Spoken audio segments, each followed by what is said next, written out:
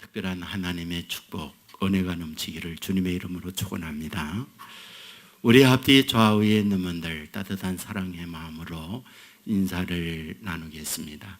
주님의 이름으로 사랑하고 축복합니다.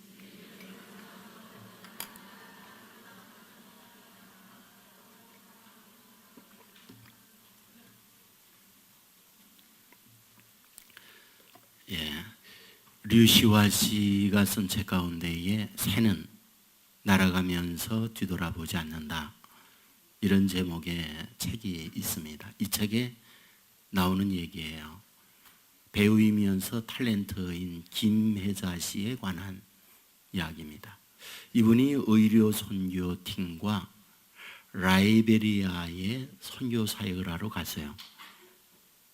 그래서 의사 한 분과 함께 김혜자 권사님, 이분이 안내되어 간 곳은 토담, 흙으로 지어진 오막살이 거의 쓰러질 듯한 그런 집에 안내를 받아가게 됩니다. 그곳에는 30세 중반의 한 여인이 알아 누워 있었습니다.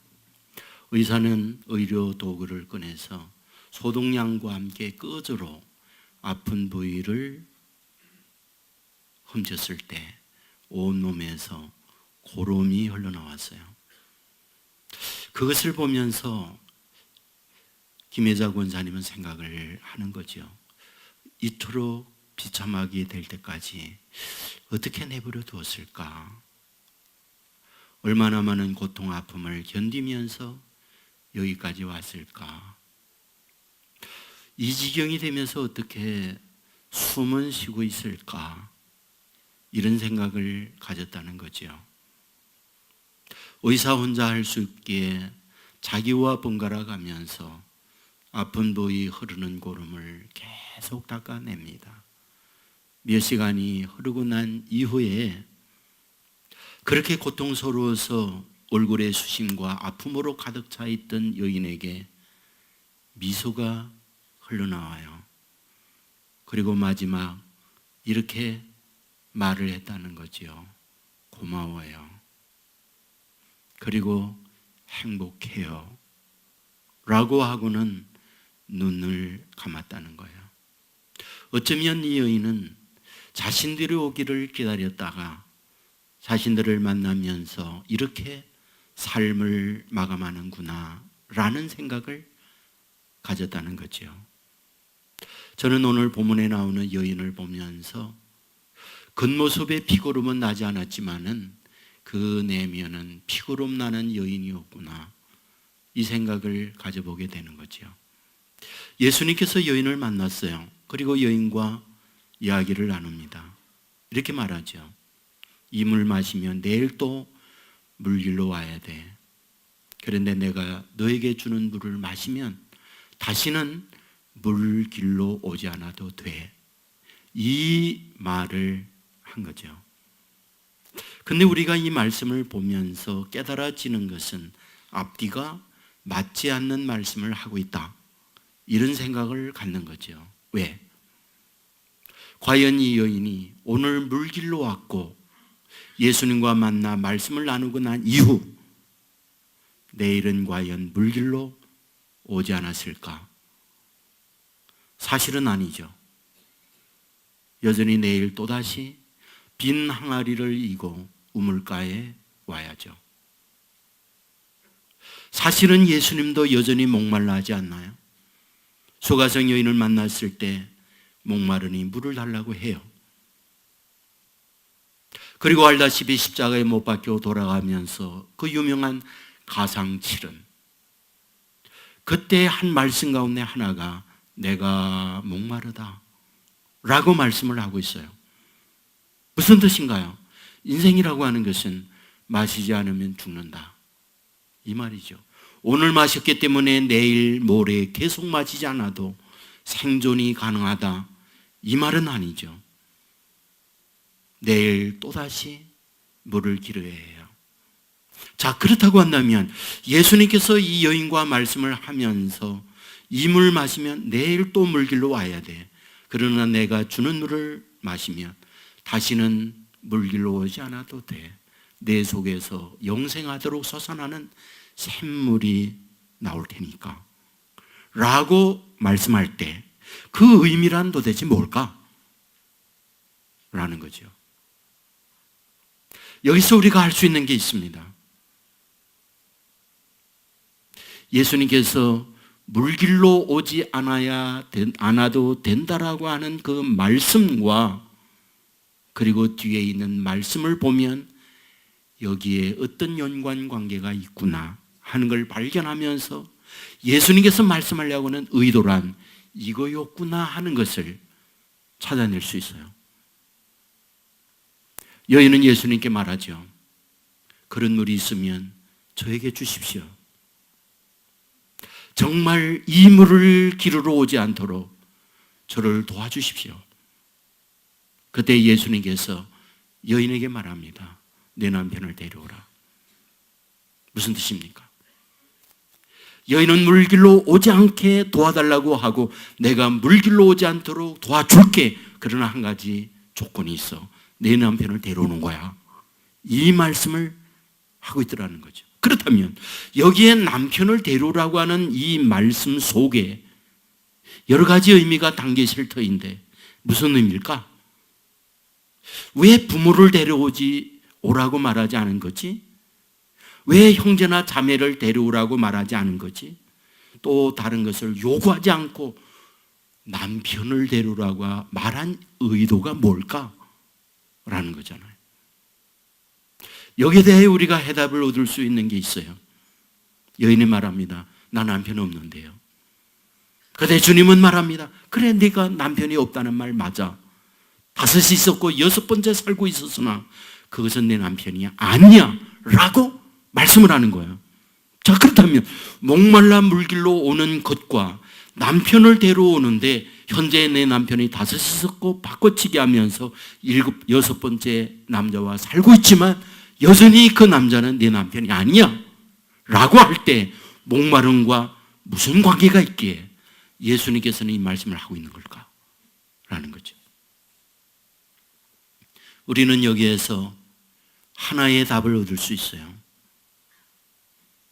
여인이 어쩌면 목마름의 해결을 위하여 남편을 바꾸었구나 라는 생각을 할 수 있다는 거예요. 여기에 돈이 목말라 이 남자를 만났고 사랑에 목말라 저 남자를 만났고 또한 위로가 목말라 3번째 남자를 만나며 바꿔치기 했지만 여전히 목마름은 계속되었고 6번째 남자를 통하여 내 내면의 목마름을 해결하기 위하여 살지만 역시 그 남자도 내 진정한 목마름을 해결해 주는 남편은 아니야. 이것이 주님께서 여인을 향하여 주시는 말씀이었구나 라는 거예요. 여러분, 우리가 이 땅 위에 사는 날 동안 우리는 늘 체험이 있어야 돼요. 돈의 체험도 있어야 하고 즐거움의 체험도 있어야 하고 위로받기 위하여 남들에게 따뜻한 말 한마디에 목말라 하는 경우 우리에게는 얼마나 많이 있을까요? 역시 우리는 이런 목마름에 채우기 위하여 헐떡거리며 오늘을 살고 있는 우리의 현실인지 몰라요. 그런데 예수님께서 우리를 바라보며 우리에게 그 목마름을 해결하기 위하여 예수님이 하고자 하는 생수, 그게 도대체 무엇일까? 예수님은 이 여인으로 하여금 어떤 목마름에 해결을 주시려고 하는 걸까라는 거예요. 여러분, 오늘 예수님을 만났다고 해서 과연 내일 물길로 오지 않았을까? 아니죠. 확실한 게 있습니다. 빈 동이를 이고 내일 또다시 여인은 물길로 왔을 거라고 봐요. 자, 그렇다고 한다면 예수님께서 목마름의 해결을 위한 예수님의 방법이라고 하는 게 뭘까라는 거죠. 여인은 아팠어요. 친정에서 살아오면서 힘들게 살아왔어요. 어떻게 생각하면 결혼과 함께 새로운 인생의 탈출구를 위하여 남자를 만났는지 몰라요. 그런데 그 남자를 통하여 인생의 해결이 아니라 친정에 살 때보다 더 고통스러운 아픔이 여인에게 주어졌는지 몰라요. 그래야 힘들게 하루를 지내면서 또 남자를 바꿔치기 하면서 6번째 남자와 더불어 살고 있는지 몰라요. 그 과정 속에 깊은 상처, 실망과 아픔, 그 과정 속에서의 분노, 수많은 절망과 죽고 싶은 수많은 고뇌 속에서 여기까지 온 여인이라고 말씀을 드릴 수 있습니다. 그런데 예수님은 이 여인을 보면서 어쩌자고 하는 걸까? 여기에서 탈출시키고 싶은 것, 영생하도록 솟아나는 샘물을 여인에게 주어서 다시 물길로 오지 않고도 살 수 있는 것, 어떻게 하면 이 여인에게 이 은혜를 줄 수 있을까라는 거죠. 그런데 여기서 예수님이 남편을 데려오라고 하는 말 속에 어떤 의미가 있는가? 왜 너는 그렇게 남편을 바꿨느냐? 의미가 있는 거죠. 왜 여인은 그렇게 많은 남자를 바꾸면서 여기까지 왔을까요? 그것은 자기 인간의 욕망, 자기의 생각에 만족을 얻기 위한 생각을 가지고 여기까지 온 거예요. 여러분, 이것을 바꾸어 주는 전환적 말씀이 이 안에 있다는 걸 아십니까? 20절 말씀에 보면 이런 말씀이 있어요. 우리 조상들은 이 산에서 예배하였는데 당신들의 말은 예배할 곳이 예루살렘에 있다 하더이다. 무슨 말일까요? 여인이 예수님을 만났을 때에 예수님과 대화를 하면서 예수님께 얘기해요. 우리 조상들은 이 산에서 예배하라고 했습니다. 얘기 듣자니 유대인들은 예루살렘에서 예배하라고 했습니다. 이때 예수님께서 하신 말씀이 21절이죠. 예수께서 이르시되 여자여 내 말을 믿어라. 이 산에서도 말고 예루살렘에서도 말고 너희가 아버지께 예배할 때가 이르리라. 잘 보세요. 너희 조상들이 말한 이 산에서도 말아, 유대인들이 말하고 있는 예루살렘에서도 말아. 그러면 뭐라는 말입니까? 내 말을 믿어라. 이 말씀을 잘 생각해 보세요. 너희가 살아오면서 사마리아 사람들이 너에게 주었던 수많은 말들이 있지. 그리고 유다 사람들이 그들이 어떻게 살아야 된다는 수많은 말들이 있지. 그 말들 속에서 내가 내 인생을 어떻게 살아야 되겠다는 내 생각이 있지. 그런 것들대로 하지 말고 내 말을 듣고 내 말을 믿으라 라고 말씀을 하고 있다는 거예요. 그렇다면 여기에서 영생하도록 솟아나는 샘물을 주기 위하여 예수님께서 의도하고 있는 바가 무엇이냐는 거죠. 사람의 생각, 주위에서 어떤 말들, 그리고 내가 판단하고 있는 내 가치적 생각에 내 인생을 여기까지 꾸르지 않았느냐. 그래서 내가 얻어진 것이 무엇이냐. 여전히 비낭아리를 들고 물을 깃기 위하여 목마름을 해결하기 위하여 여기까지 오고 있지 않느냐. 현재 내 남편 6번째 살고 있지만 그를 통하여 얻어진 것이 무엇이냐. 결국 목마름만 더 해가고 있지 않느냐. 그러므로 이제는 그런 것에 의하여 내 인생이 좌우되지 마라. 내 하는 말을 들으라. 이것이 오늘 본문을 우리에게 주시는 말씀이라는 거죠. 그렇다면 여기서 무엇을 우리에게 가르쳐 주려고 하는 겁니까? 여러분 가만히 보세요. 여인은 물동이를 버려뒀어요. 동네로 들어갔어요. 사람들에게 말했어요. 내가 그리스도를 만났다 와보라고 하는 거예요. 인생의 대전환입니다. 그런데 이 대전환을 가져올 때 보십시오. 예수님께서 오병이어의 기적을 행하는 걸 보여준 건가? 그렇지 않아요. 풍랑이는 바다를 잔잔하게 만들어 줬는가? 그렇지 않아요. 물이 포도주가 되게 하는 것을 여인으로 하여금 경험하게 했는가? 그렇지 않아요. 보지 못하는 사람 보게 하고, 듣지 못하는 사람 듣게 하고, 말 못하는 사람 말하게 하고, 걷지 못하는 사람 걷게 하는 이 기적을 여인에게 보여주니까 그걸 보고 뛰어들어가서 내가 그리스도를 만났다 말하고 있는가? 그렇지 않아요. 본문에는 그런 기적과 능력을 행한 게 한 곳도 없어요. 본문에 나와 있는 것 하나 있어요. 예수님과 계속해서 말씀을 나눈 것 외에 아무것도 없어요. 예수님과 말씀을 나누면서 여인에게 얻어진 것이 무엇인가? 비낭아리를 놓고 동네로 뛰어들어가 얘기했어요. 내가 그리스도를 만났다. 그렇다면 여기서 말씀하고 있는 그리스도를 만났다 의미가 뭡니까? 지금까지 여인은 살아오면서 얼마나 힘들게 살아왔나요? 신정에서 어릴 때 성장했던 그 모습이나 결혼하여 지금 살아오면서 여기까지 오면서 얼마나 많은 눈물, 아픔, 상처, 내면에 피고름 나는 인생을 살아오고 있나요? 예수님이 만나서 여인과 대화를 할 때에 느낀 게 있죠. 내면의 피고름을 예수님의 사랑의 거저로 자기를 치유하고 있구나. 세상은 자기의 과거를 알고 있는 수많은 사람들이 비난야여 조롱을 퍼부었어요. 자기의 허물에 대하여 공개하면서 얼굴 돌 수 없도록 만든 게 세상이었어요. 그런데 예수님과 말씀을 나눌 때 예수님은 자기의 과거를 다 하셨어요.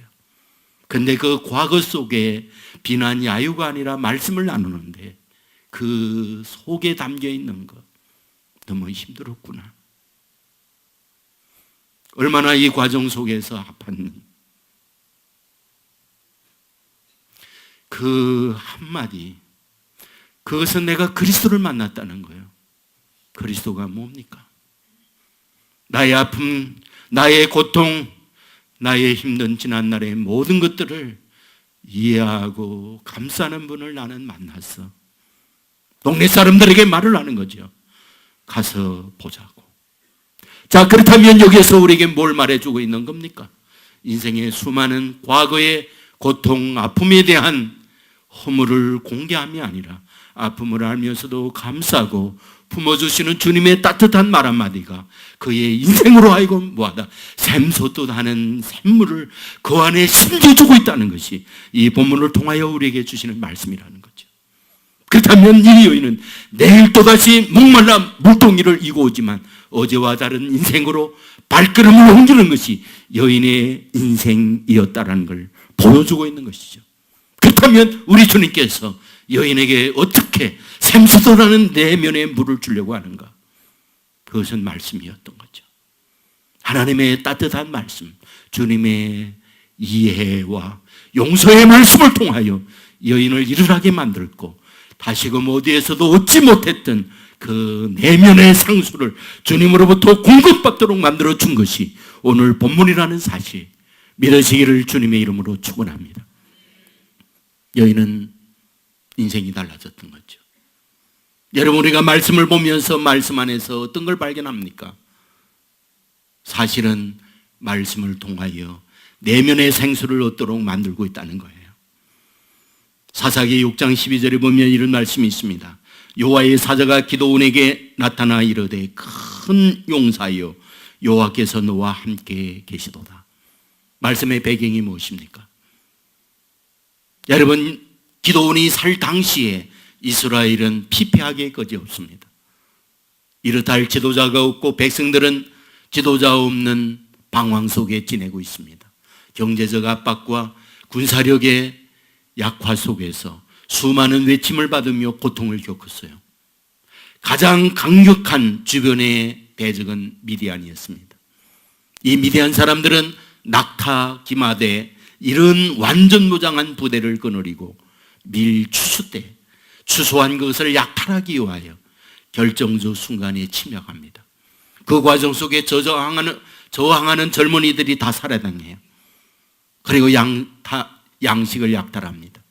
양식만이 아니죠. 수많은 젊은 여인들이 성폭행을 당하고 끌려가요. 이것이 반복된 이스라엘의 현실이었어요. 그 역시 이런 두려운 공포 속에서 밀 이삭을 몇 개를 뽑아 포도즙 틀에 들어갔어요. 포도즙 틀이라는 것은 사방이 막혀 있고 숨어서 두려워 떨면서 자기의 몸을 보호할 수 있는 장소였어요. 그곳에서 뽑아온 밀 이삭은 몇 개를 손으로 비비면서 먹고 사는 생존의 문제를 해결하기 위하여 떨고 있는 것이 바로 기드온이었습니다. 그런데 하나님의 사자가 기드온에게 나타나 말하기를 큰 용사여 여호와께서 너와 함께 계시도다, 이 말씀을 하고 있는 거죠. 사실은 큰 용사이죠. 패잔병이죠. 담대하고 용감한 사람이 아니죠. 그는 바람의 나무 소리에도 소스라치게 놀라면서 떨고 있는 것이 바로 기드온의 모습이었던 거죠. 그런데 하나님께서는 이 기드온에게 말씀하는 거죠. 너 큰 용사다. 강하고 담대하여 어떠한 외부의 침략이 있다 할지라도 흔들리지 않는 용맹 속에 그들을 대적하여 이끌을 수 있는 용사다. 이 말씀을 하고 있는 거죠. 여러분, 여기서 우리에게 뭘 보여줍니까? 큰 용사라고 해서 키가 갑자기 커졌다거나 큰 용사로 해서 다른 이들이 감히 견줄 수 없는 비상한 무기를 하나님께서 기드온에게 주었다거나 그런 게 아무것도 없어요. 환경은 그대로입니다. 변화진 게 아무것도 없어요. 단 하나 말씀만 주었어요. 너 큰 용사야. 여호와께서 너와 함께해. 이 말씀만 주고 있는 거죠. 놀라운 일이 뭐냐고요. 여러분, 다음에 300명의 사람을 이끌고 바다의 모래알과 같이 거대한 군대가 침략해 오는 미디안 군인들과 싸우잖아요. 여러분, 그 싸움에 하나님께서 주신 전략이 뭡니까? 횃불을 다 들라. 그리고 그 횃불을 항아리로 가려라. 그리고 결정적 순간에 항아리를 깨고 불을 높이면서 함성을 지르라. 그러면 된다. 이게 하나님께서 기드온에게 준 전쟁의 전략이었어요. 아십니까? 이것은 인간적 군사 전략의 완전히 빵점이라는 것. 여러분들 강릉에 지난번 얼마 전 북한의 잠수함이 걸렸던 거 기억하실 거예요. 승조원들이 다 육지로 올라왔어요. 그때에 가포 비상이 걸려서 수많은 작전이 이루어졌어요. 아십니까? 그때 상당한 우리 국군들이 죽었다는 것. 죽었는데 어디에 맞았느냐? 명찰에 맞았어요. 많은 명사들이 명찰에 맞았어요. 왜? 밤에 작전을 할 때 그 공비들이 우리 국군의 명찰을 정준하고 당겼어요. 명찰이 노란색이었거든요. 밤에도 투시경으로 보면 보였어요. 그래서 당겼어요. 여러분, 밤은 은폐해야 돼요. 불을 꺼야 돼요. 얼굴에 빛날 때 검은송으로 발라서 반사되지 않게 해야 돼요. 이것이 기본 밤의 작전의 전략이에요. 근데 하나님께서 뭐라고 그러냐? 한밤에 햇불 다 들라는 거예요. 그리고 항아리를 가리라는 거예요. 그리고 항아리를 깨면서 햇불 들면서 우리 여기 있다고 소리 지르라는 거예요. 무슨 얘기입니까? 우리 다 잡아잡수. 그 소리라는 거예요. 그런데 그 전쟁은 뭐하다? 이기게 해요. 그렇다면 이 전법을 통하여 우리에게 뭘 주려고 하는 겁니까? 인간의 생각은 패바다. 그러나 내가 함께하면 이긴다. 이 말씀을 주는 거잖아요. 하나님은 함께 했어요. 그래서 그 전쟁을 이기도록 만들어줘요. 무엇을? 하나님의 주시는 말씀을 믿고 나가니까 말씀대로 되는 능력, 축복을 허락해 주었다. 이것을 보여주는 말씀이잖아요. 환경은 달라진 게 아무것도 없었어요. 오로지 하나님의 주시는 말씀을 기도는 믿고 말씀을 붙들고 갈 때 말씀은 능력으로 역사를 이루고 있다. 이것을 보여주고 있는 말씀이잖아요. 이번에 제가 러시아에 간 곳은 연해주였습니다. 연해주 그러면 우리 북한 땅, 러시아와 국경하고 있는 그 너머 동네를 연해주라고 해요. 블라디보스톡에서 내려서 1시간 정도 떨어져 있는 시골 마을에 신학교가 있었고 그곳의 학생들은 고려인들이 3분의 2 정도였습니다. 그들과 말할 수 있는 기회가 많이 있었어요. 그곳에는 1937년 스탈린에 의해서 고려인들이 강제로 중앙아시아로 끌려갔던 라즈돌리 노예라고 하는 기차역이 있었어요. 제가 있던 신학교에서 30분 정도 걸어가면 그 기차역이 있어요.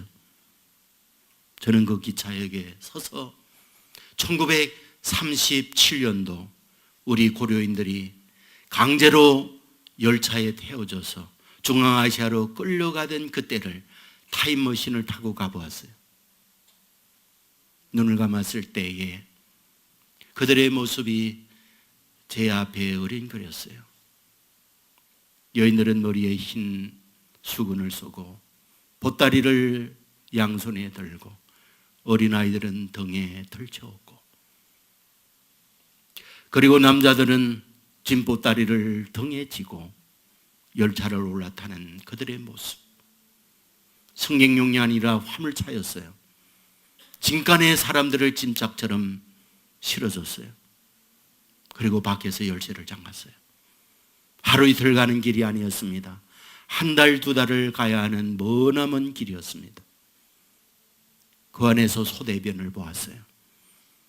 그 안에서 추위에 떨고 굶주려서 죽고 상당한 수가 죽었어요. 그들이 내려졌을 그때 바로 우즈베키스탄, 카자흐스탄의 허허벌판에 버려졌어요. 그들이 거주할 집이 준비되고 그곳으로 안내된 게 아니라 황량한 벌판, 11월, 12월 영하 30도 안팎이 오르내리는 그 강추위에 그들은 던져졌어요. 수많은 사람들이 얼어 죽었습니다. 살 수가 없기에 땅을 팠어요. 그리고 땅 아래 들어가서 그 겨울을 버텼어요. 그곳에서 안정되게 살아가는 듯 했지만 할아버지 할머니 세상을 떠나면서 그 카자흐스탄, 우즈베키스탄에서 태어난 고려인의 2세, 3세들이 다시금 연해주에 온 거예요. 그들은 얘기했습니다. 소련이 붕괴되면서 나라가 독립이 되면서 고려인은 살기가 어려웠다고. 카자흐스탄 말을 할 줄 모르고 우즈베키스탄 말을 할 줄 모르는 그들은 거기에 더 이상 있을 수가 없어서 자기 할아버지 할머니들이 땅을 파 안정되게 어느 정도 살만한 곳이었다고 말했던 할아버지 할머님의 말을 듣고 보따리 하나를 들고 여기 온 거예요. 강의도하고 주일날 그곳에서 예배를 드렸습니다. 제가 설교를 하면서 누가복음 15장 둘째 아들에게 관한 말씀을 했습니다. 말씀을 들으면서 많은 분들이 눈물을 훔쳐요. 생각을 해보죠. 저들은 왜 눈물을 흘리는 걸까? 둘째 아들은 아버지에게 유산을 받잖아요. 먼 나라 갔어요. 언어가 통하지 않는 문화가 다른. 그리고 그곳에서 힘들게 지내다가 경제 불안과 함께 가진 모든 유산을 다 날리고 살 수가 없기 때문에 고향으로 다시 돌아오잖아요. 반겨주는 사람은 아무도 없지만 아버지는 자기를 반겨주었어요. 아버지는 달려와서 자기를 품으면서 얼굴을 비비면서 말을 했죠. 돈 다 어디 있었니? 이 모양으로 어떻게 왔니? 라는 말을 한마디도 하지 않죠. 너무 말랐구나. 너무 힘들었구나. 그리고 아들을 품죠. 그리고 아들을 데리고 가서 목욕을 시키고 새 옷을 입히고 새 인생을 살도록 만들어주고 있는 거죠.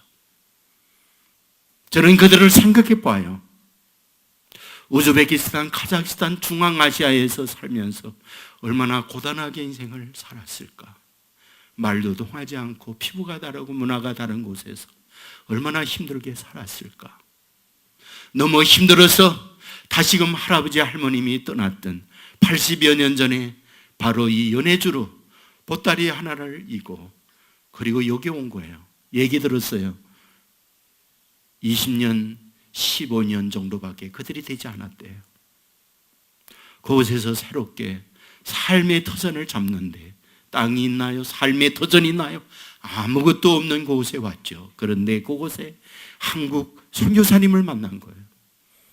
그리고 그들에게 하나님의 말씀을 전했어요. 선교사님이 그들의 생활을 책임져 준 거 아니에요. 변한 환경은 아무것도 없어요. 다만 하나님의 말씀을 전했고 말씀을 들었고 그 말씀은 힘든 그들의 인생을 싸매어 주었고 피고름 나는 내면의 고통과 아픔을 치료하는 능력이었어요. 그들의 희망이요, 그들의 새로운 출발이요, 그들의 절망에서 내일을 향하여 나가는 에너지가 말씀이었던 거죠. 주일날 예배를 드리면서 그들은 하나님의 말씀을 들으면서 위로와 소망을 얻을 수 있었던 거죠. 우리 하나님께서 하나님의 백성들에게 주시고자 하는 게 있습니다. 내 안에 영생하도록 솟아나는 샘물을 얻게 하고자 하는 것, 이것이 주님께서 저와 여러분을 향하여 갖고 있는 주님의 마음이라는 것 믿으시기를 주의 이름으로 축원합니다. 주님께서 저와 여러분에게 그 일을 해낼 때에 여전히 내일 물동이를 지고 우물가에 와야 해요. 무슨 말입니까? 변한 게 아무것도 없다.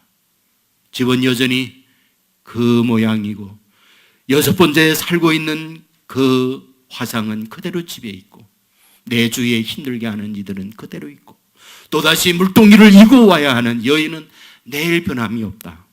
하지만 단 하나, 내면의 주님의 말씀으로 위로와 주님의 사랑을 경험하고 있다라고 하는 거죠. 나를 알아주는 분이 있구나. 내 형편을 이해하는 분이 있구나. 내 남편을 데려오라고 할 때 여기까지 오면서 얼마나 힘들었냐라고 하는 주님의 따뜻한 음성을 여인은 들으면서 그동안 한 번도 누구에게 위로, 소망, 사랑의 말을 들을 수 없던 그 여인의 주님의 그 음성은 녹아져 내리는 위로와 싸매이는 주님의 축복의 말씀과 용기를 주는 능력의 말씀으로 다가왔던 거죠. 그래서 비낭아리를 버려요. 내가 그리스도를 만났다고 외쳐요. 이것이 그의 인생을 새롭게 만드는 주님의 방법이었다는 거 믿으시기를 주의 이름으로 축원합니다. 오늘도 마찬가지입니다. 저와 여러분에게 하나님께서 주시는 말씀을 믿고 가면 말씀대로 되는 줄 믿습니다. 절망하는 우리 말씀을 붙들고 가면 희망을 얻을 수 있습니다. 내 내면에 상처 입은 피고름 나는 내 인생이라 할지라도 하나님의 주시는 말씀을 내 안에 받기만 하면 사랑의 거저로 피고름을 싸매고 치유되고 그 말씀으로 말미암아 새로운 내일을 향하여 나갈 수 있는 하나님의 사람으로 만들어 주실 줄 믿습니다. 말씀이 내 인생을 끌어가고 말씀대로 되어지는 은혜가 저와 여러분 가운데 넘치기를 주님의 이름으로 축원합니다. 우리 모두 자리에 일어나겠습니다.